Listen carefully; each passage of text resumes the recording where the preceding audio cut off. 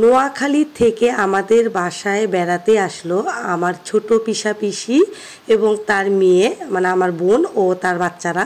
তো তাদের জন্য দুপুরে ছোটোখাটো আয়োজন করলাম ও নাস্তার আয়োজন করলাম। তো সবই আজকে তোমাদের এই ব্লগে শেয়ার করব। আশা করছি আমার এই ভিডিওটি তোমাদের ভালো লাগবে এবং ভিডিওতে বলা কথাগুলো ভালো লাগবে। তো তাদের জন্য অল্প কিছু আয়োজন করছি আমি একা হাতে আর কি, যতটুকু পারি।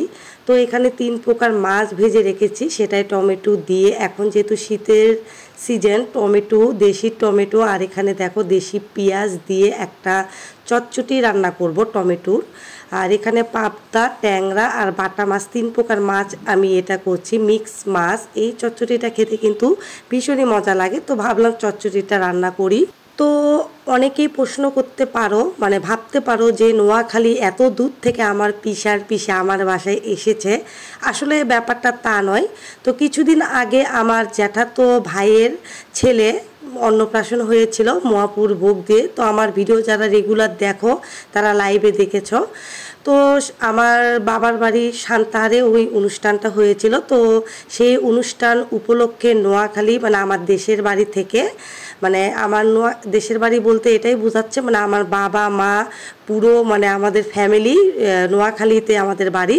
তো কাজের সূত্রে মানে আমার বাবা আর আমার জ্যাঠা এরা হচ্ছে মানে সান্তাহার নওগাঁ ডিস্ট্রিক্টের ওখানে বাড়ি করেছে, ওখানে থাকে। আমার বাবা জ্যাঠার বাড়ি কাছাকাছি। তো সেখানে আমার বাবার বাড়ি আর জ্যাঠার বাড়ি কাছাকাছি। তো ওখানে আর কি অনুষ্ঠান করা হয়েছিল। সেই অনুষ্ঠান উপলক্ষে প্রায় 30 জনের মতো, 30 জন হয়তো 20-25 এরকম হবে। অনেক আত্মীয় স্বজন নোয়াখালী থেকে আর কি ঘুরতে এসেছিল, প্রায় অনেক দিন পর ঘুরতে এসেছিল। তো সবাই মোটামুটি চলে গিয়েছে। তো সবাইকে আমার বাসায় আর কি আনা হয়নি। আর তাছাড়া আমিও ওখানে ছিলাম, কিভাবে আসবে আর আমার বাসায় ঘুরতে। তো যাই হোক, পিসা পিসি, আমার ছোট পিসা পিসি ও তার বড় মেয়েটা আর থেকে গিয়েছিল, যার জন্য আমি বলে এসেছিলাম যে আমার বাসায় ঘুরে যেতে। তো তাই তারা আর কি আমার বাসায় ঘুরতে এসেছে। আমার খুবই আনন্দ লাগছে। তো তোমরা অনেকে দেখতে পারো আমার বাসায় কিন্তু খুব একটা আত্মীয় স্বজন আসতে দেখা যায় না, কারণ আমাদের বেশিরভাগ আত্মীয় স্বজনই দেশের বাড়ি নোয়াখালীতে থাকে। তো যার জন্য আর কি এখানে আর কি তেমন একটা লোক আসা যাওয়া নেই। আমরা স্বল্প পরিমাণ আত্মীয় স্বজন এখানে বগুড়াতে থাকি। আর শ্বশুরবাড়ির অনেক বড় ফ্যামিলি হলেও খুব একটা আসা যাওয়া নেই। তো যাই হোক, কথা বলতে বলতে দেখলে তো মাছের চটচটি রান্না করে নিলাম। আর এখানে হচ্ছে মুরগির মাংস একটু ভুনা ভুনা করে রান্না করে নিব। আর শেষে হচ্ছে বেগুন ভেজে নিচ্ছি। এই হচ্ছে খাবার। আর ডাল করেছিলাম। আর বেগুনটা আমি কিন্তু অন্য সিস্টেম করে ভাজতেছি। আগে আমি দেখতাম যখন আমি শুধু শুধু বেগুন ভাজতাম, তখন দেখি বেগুনে অনেক তেল লাগে ভাজতে। তো আমি বেগুনটা হলুদ, লবণ আর একটু সামান্য মরিচ গুঁড়া, চিনি দিয়ে মেখে রেখেছি। এরপরে এই যে দেখো চালের গুঁড়ো আর হচ্ছে এখানে বেসন, এর মধ্যে একটু জিরা গুঁড়ো, লবণ, একটু চিনি দিয়ে এই যে গুঁড়াটা রেডি করে রেখেছি। রেখে ঠিক এভাবে মেখে মেখে ভাজলে তেলটাও কম লাগে, আবার খেতেও এত সুন্দর মুচমুচে হয়। কিন্তু গরম গরম খেতে হবে। গরম গরম খেলে একদম বেগুনির মতো লাগে, খুবই ভালো লাগে খেতে। তো সব কিছু রেডি, টেবিলে খাবার।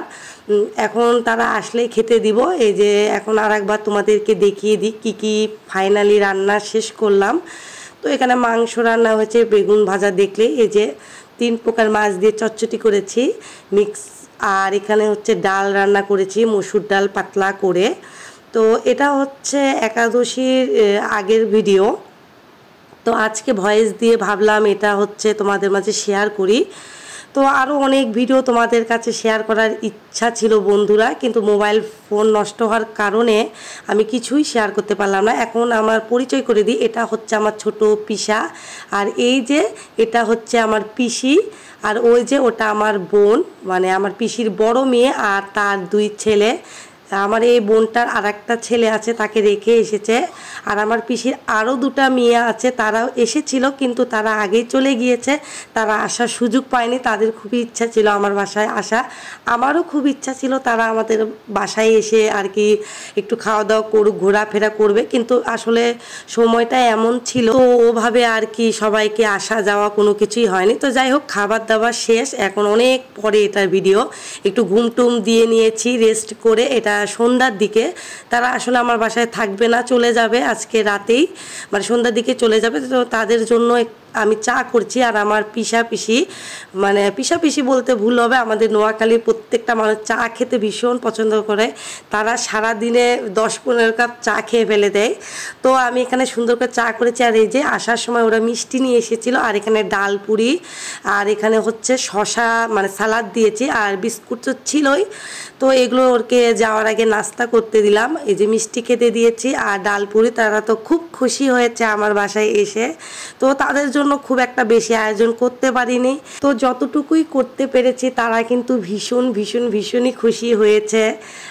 তো যাই হোক, আমারও খুশি লাগলো তারা আসলো আমার বাসায়। কেউ বলতে আসেই না। তো শেষে এখন আমি চা নিয়ে যাব। চাটার কালার কেমন হয়েছে বলো তো?